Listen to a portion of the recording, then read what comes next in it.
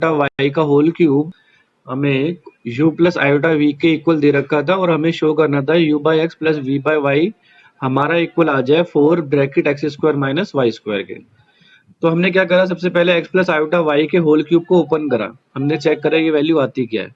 तो हमने A cube plus B cube plus 3a square B plus 3ab square लगाया formula, जिसमें हमारा एक्स क्यूब बन गया iota Y cube minus iota, iota cube कितना होता है माइनस आयोटा होता है। यहाँ आयोटा को हमने आगे लिख लिया और इस आयोटा स्क्वायर को हमने -1 कर लिया। तो ये आपका एक्स क्यूब, जिस पे आयोटा नहीं था उनको एक तरफ कर लिया, जिनके पास आयोटा था उसमें आयोटा कॉमन लेके उसको अलग लिख लिया। अब ये वैल्यू किसके बराबर दे रखी थी, ये वैल्यू दे रखी थी u प्लस आयोटा वी के बराबर। ठीक है, u प्लस आयोटा वी के बराबर अगर ये वैल्यू आपको दे रखी है तो इसको हमने u प्लस आयोटा वी के बराबर रख दिया। अब क्या करा हमने, equating real part and imaginary part, दोनों तरफ हमने, ये रियल पार्ट है आपका और इमेजिनरी पार्ट वो होता है जिसके साथ आयोटा होता है, उन दोनों को इक्वेट कर दिया। तो यहाँ से u की वैल्यू आई X cube minus 3xy square और v की वैल्यू आई 3x square Y minus Y cube. अब हमें चाहिए था, नीचे चाहिए हमें u बाई एक्स और v बाई वाई, तो हमने x से दोनों तरफ और y से डिवाइड कर दिया। तो यहाँ बन जाएगा आपका x square minus 3y square और यहाँ बन जाएगा 3x square minus y square. तो यहाँ पर हम ऐड करेंगे u by x plus v by y. ठीक है, u by x plus v by y हम अगर ऐड करेंगे तो x square minus 3y square plus 3x square minus y square को ऐड करेंगे तो 4x square minus 4y square हो जाएगा और 4 को कॉमन लेकर ये हमारा आंसर प्रूव्ड हो जाएगा। ठीक है नहीं था 15, जो कल हमने 14 क्वेश्चन तक स्टार्ट किए थे, तो आज हमने 15 क्वेश्चन से शुरू करा है। 15 क्वेश्चन हमारा ये है कि find the modulus of 1 plus iota upon 1 minus iota and minus of 1 minus iota upon 1 plus iota. इसमें क्या करना है, मॉडुलस निकालना है। तो मैंने आपको बताया कि कोई भी अगर आपके पास z होता है यानी कि a प्लस आयोटा b होता है तो उसका मॉडल हमेशा क्या होगा, square root of a square plus b square होगा। तो उसमें हम क्या कर लेंगे, एलसीएम ले लेंगे। भैया अगर आपके पास ये टर्म है तो इसमें आप क्या करोगे, एलसीएम ले लोगे। तो एलसीएम लोगे तो क्या आ जाएगा, 1 प्लस आयोटा का होल स्क्वायर बन जाएगा और माइनस आयोटा स्क्वायर बन जाएगा। तो यहाँ पर हम 1 प्लस यानी कि a प्लस बी का होल स्क्वायर पूरा ओपन करेंगे और यहाँ हम a माइनस बी का होल स्क्वायर ओपन करेंगे। तो इसमें क्या हो जाएगा फिर हमारा आयोटा का स्क्वायर, यानी कि जो आयोटा का स्क्वायर है वो हमारा -1 होता है। तो यानी कि 1 माइनस 1 यहाँ हमारा 0 हो जाएगा, ये रह जाएगा हमारा 2 आयोटा। और आयोटा का स्क्वायर यहाँ भी -1 होता है, तो यहाँ पर भी इसको सॉल्व करके 1 1 कैंसिल हो जाएंगे, हमारे पास बचेगा 4 आयोटा बाई 2 और 4 आयोटा बाई 2 का वैल्यू कितना होगा, सिर्फ 2 आयोटा होगा। तो ये हमारा a प्लस आयोटा b बना, कितना बना, 2 आयोटा। इस a plus iota b 2 iota का हमें क्या करना है, मॉडुलस फाइंड करना है। तो यहाँ पर a की वैल्यू हम लिख देंगे 0 प्लस 2 आयोटा करके। तो a की वैल्यू 0 हो गई, b की वैल्यू 2 हो गई, तो इसका मॉडुलस निकालेंगे तो square root of 0 square plus 2 square बनेगा, यानी कि 4 का स्क्वायर रूट अगर हम करेंगे तो कितना आएगा, हमारे पास 2 आएगा। तो हमारे पास मॉडुलस बनेगा इसमें 2। तो इस तरीके से इस क्वेश्चन को पूरा कंप्लीट कर लेंगे।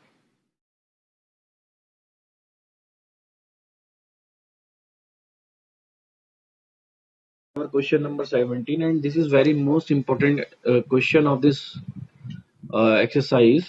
इसमें क्या करना है हमें कि क्वेश्चन 17 में ये बोला गया है और काफी इंपॉर्टेंट क्वेश्चन है ये, कि अगर इफ अल्फा एंड बीटा, कहीं अल्फा और beta are different complex number, are different complex numbers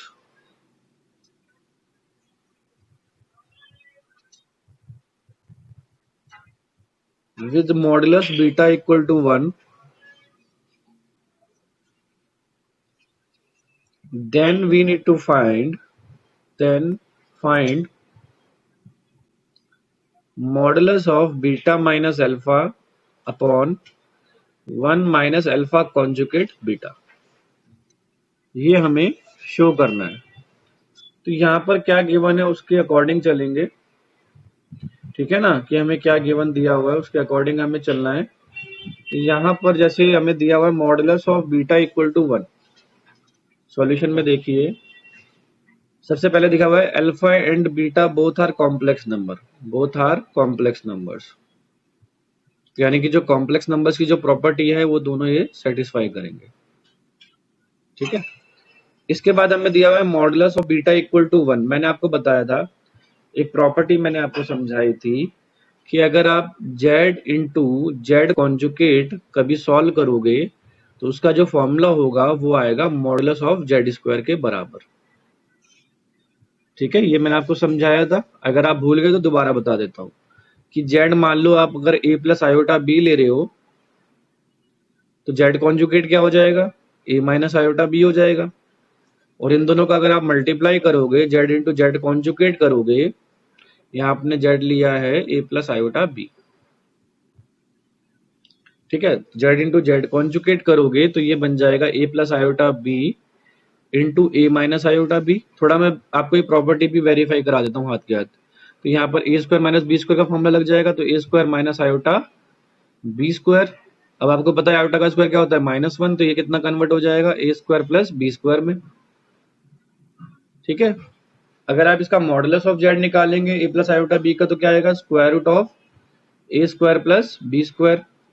और अगर आप इसका मॉडुलस के जेड का स्क्वायर निकालोगे तो मॉडुलस ऑफ जेड स्क्वायर क्या बन जाएगा इसमें, ए स्क्वायर प्लस बी स्क्वायर। तो इसका मतलब दोनों वैल्यू सेम आ रही है, मॉडुलस जेड स्क्वायर भी हमारा ए स्क्वायर प्लस बी स्क्वायर आ रहा है, जेड इंटू जेड कॉन्जुगेट भी हमारा ए स्क्वायर प्लस बी स्क्वायर आ रहा है। तो इसका मतलब क्या है, this implies Z into z conjugate क्या होता है, मॉडुलस ऑफ जेड स्क्वायर के बराबर होता है।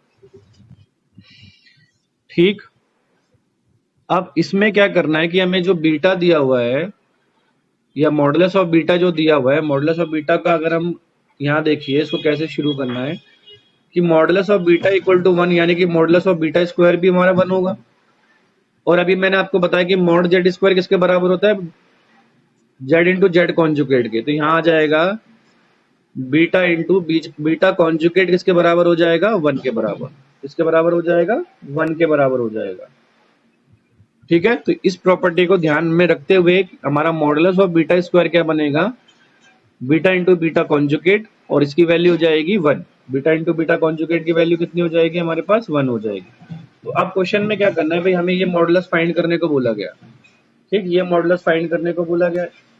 तो इसमें क्या करेंगे, कंसीडर करेंगे इसको, कंसीडर करिए modulus of beta minus alpha, modulus of beta minus alpha upon 1 minus alpha conjugate beta. तो यहाँ 1 की जगह हम क्या लिखेंगे, देखो 1 हमारा किसके बराबर है, बीटा इंटू बीटा कॉन्जुगेट के। तो इस 1 की जगह हम क्या लिख सकते हैं, बीटा इंटू बीटा कॉन्जुगेट। तो यहाँ बीटा इंटू बीटा कॉन्जुगेट लिखेंगे तो ऊपर आ जाएगा बीटा माइनस अल्फा, और नीचे आ जाएगा beta into beta conjugate minus alpha conjugate beta.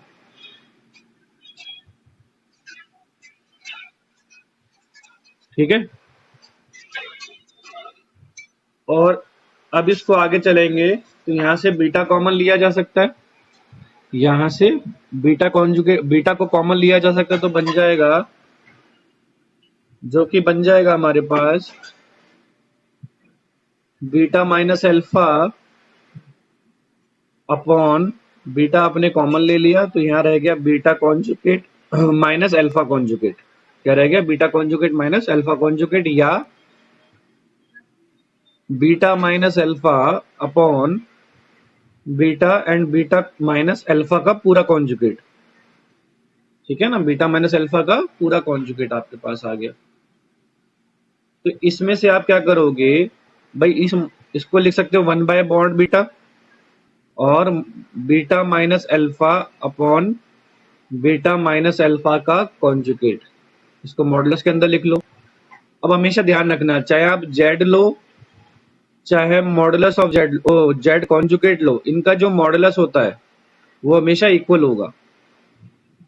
चाहे आप जेड लो चाहे modulus of Z conjugate of Z का मॉडुलस लो, दोनों के मॉडुलस हमेशा बराबर होंगे।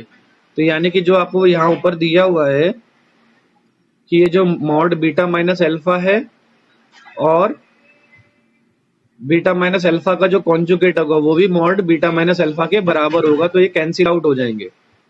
यहाँ सिर्फ बचेगा आपके पास 1 अपॉन मॉड बीटा, और मॉडुलस ऑफ बीटा की हमें स्टार्टिंग में वैल्यू दे रखी है 1, तो यहाँ आ जाएगा 1 बाय मॉड बीटा, यानी कि ये बन जाएगा पूरा 1, और यही हमें वैल्यू निकालना था, तो इसका वैल्यू आ जाएगा हमारे पास 1, यानी कि इसका पूरा मॉडुलस क्या बनेगा, हमारे पास 1 बनेगा। दोबारा रिपीट करता हूँ भाई, क्वेश्चन में हमें ये दिया हुआ है, बहुत इंपॉर्टेंट क्वेश्चन है। पहली बात तो कि अल्फा बीटा अगर बहुत डिफरेंट कॉम्प्लेक्स नंबर्स हैं आपके पास जिसमें मॉडुलस ऑफ बीटा की वैल्यू 1 दे रखी है, तो इस मॉडुलस को फाइंड करना है।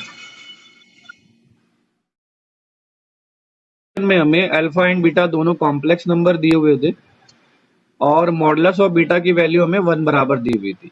तो हमने क्या करा भाई, पहले तो हमें एक प्रॉपर्टी पता है जेड इंटू जेड कॉन्जुगेट क्या होता है, हमेशा मॉड जेड के स्क्वायर के बराबर होता है। ये मैंने आपको पूरा वेरीफाई करके बता रखा है कि भाई अगर आपने जेड ले लिया A plus iota B, Z conjugate बन गया ए माइनस आयोटा बी, इन दोनों की आपने गुणा कराई तो A square plus B square आपका आंसर आया। ऐसे अगर आप मॉडुलस ऑफ जेड कर रहे हो तो square root of a square plus B square आपके पास, मॉडुलस ऑफ जेड स्क्वायर आपका बन जाएगा स्क्वायरिंग करके a square plus B square, तो जेड इंटू जेड कॉन्जुगेट हो जाएगा मॉड जेड का स्क्वायर के बराबर। तो यहाँ mod beta square equal to 1 दे रखा है हमें, और जो कि हमारा बीटा इंटू बीटा कॉन्जुगेट के बराबर हो जाएगा, क्योंकि मॉड बीटा स्क्वायर की इसी प्रॉपर्टी से मॉड बीटा के, क्योंकि मॉड बीटा भी एक कॉम्प्लेक्स नंबर है ना, तो इसी प्रॉपर्टी से बीटा इंटू बीटा कॉन्जुगेट किसके बराबर हो जाएगा, मॉड बीटा के स्क्वायर बराबर। और मॉड बीटा की वैल्यू कितनी है 1, तो बीटा इंटू बीटा कॉन्जुगेट की वैल्यू भी कितनी हो जाएगी 1 हो जाएगी। अब हमें इसकी वैल्यू निकालनी थी, तो यहाँ पे हमने 1 की जगह क्या रख दिया, बीटा इंटू बीटा कॉन्जुगेट रख दिया। ठीक, फिर हमने इसमें से बीटा कॉमन निकल सकता था, बीटा को कॉमन निकाल दिया, तो बना हमारे पास beta conjugate minus alpha conjugate, तो हमने पूरे होल पे कॉन्जुगेट लगा दिया। फिर हमने आपको एक प्रॉपर्टी बताई कि भाई आप अगर जेड का मॉडुलस निकालो या उसे कॉन्जुगेट का मॉडुलस निकालो, कोई फर्क नहीं पड़ता, दोनों हमेशा इक्वल होते हैं। तो आप बीटा माइनस अल्फा का कॉन्जुगेट निकालो या बीटा का मॉडुलस निकालो या बीटा माइनस अल्फा का मॉडुलस निकालो, दोनों सेम ही आएंगे, तो वो कैंसिल आउट हो गए। आपका बचा सिर्फ 1 अपॉन मॉड बीटा की वैल्यू 1 थी, तो आंसर आ गया आपके पास पूरा 1। बताइए भाई किसी का डाउट है, बताइए किसी का डाउट है इस क्वेश्चन में?